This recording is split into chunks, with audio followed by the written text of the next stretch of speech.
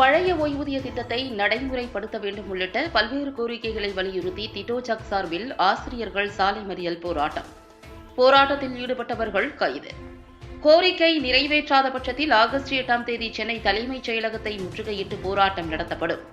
டிட்டோஜாக் மாநில உயர்மட்ட குழு உறுப்பினர் ஈவேரா பேட்டி. திருவாரூர் மாவட்ட ஆட்சியர் அலுவலகம் முன்பு தமிழ்நாடு தொடக்க கல்வி ஆசிரியர் இயக்கங்களின் கூட்டு நடவடிக்கை குழுவான டிட்டோஜாக் சார்பில் கோரிக்கைகளை வலியுறுத்தி போராட்டம் நடத்தி வருகின்றனர். இதில் 2வது நாளாக கோரிக்கைகளை வலியுறுத்தி போராட்டத்தில் ஈடுபட்டு சாலை மறியலில் ஈடுபட்டனர். சாலை மறியலில் ஈடுபட்டவர்களை காவல்துறையினர் கைது செய்து பின்னர் விடுவித்தனர்.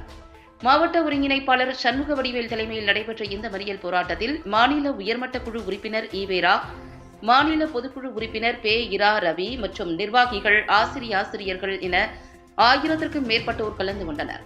பழைய ஓய்வூதிய திட்டத்தை நடைமுறைப்படுத்த வேண்டும், இடைநிலை ஆசிரியர்களுக்கு மத்திய அரசு ஆசிரியர்களுக்கு இணையான ஊதியம் வழங்கிட வேண்டும், தொடக்க கல்வி ஆசிரியர்களின் பதவி உயர்வை பாதிக்கும் அரசாணை எண் 243ஐ ரத்து செய்ய வேண்டும் உள்ளிட்ட 11 அம்ச கோரிக்கைகளை வலியுறுத்தி இந்த போராட்டமானது நடைபெற்றது.